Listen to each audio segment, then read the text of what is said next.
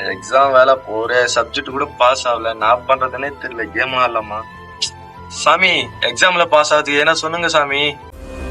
நான் வந்துவிட்டேன் மகனே. சாமி, என் குரலை கேட்டு வந்துட்டியா? உன் கவலைகள் என்னவோ என்னிடம் கூர், நான் தீர்த்து வைக்கிறேன். ஒரு எக்ஸாம்ல பாஸ் ஆகல சாமி. ஏதோ ஒரு வழி சொல்லு சாமி. ததாஸ்து மகனே, உன் ஆசைப்பட நடக்கும். ரொம்ப நன்றி சாமி. சாமி, என் போன் தம்பல சாமி. நான் தான் மறைத்து விட்டேன் மகனே. ஏன் சாமி அப்படி செஞ்சு? அதுல என்னால இருக்க முடியாது சாமி. அது உன் கையில் இருக்கும் வரை நீ நினைத்த காரியம் எதுவும் நடக்காது. நீ ஒரு வருடம் படிப்பில் ஃபெயில் ஆகும் போது அது எதனால் என்று நான் அறிந்து விட்டேன். ஆனால் எதனால் நீ ஃபெயில் ஆகிறான் என்று நீ இன்னும் உணரவில்லை. எப்பொழுது உன் கையில் இருந்து அது மறைந்து விட்டதோ அந்த நொடியிலிருந்து உன் வாழ்க்கையை தொடங்கி விட்டது. இனி அதே மாதிரி கெட்ட வழியில் நீ போகாமல் உன் கவனத்தை படிப்பில் செலுத்து.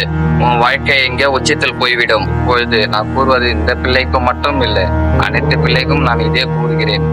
நீங்களும் உங்கள் கையில் வைத்துக் கொண்ட மொபைலை பக்கத்துல வைத்து உங்கள் கவனத்தை படிப்பில் செலுத்துங்கள். உங்க வாழ்க்கை எங்கோ போய்விடும். ததாஸ்து.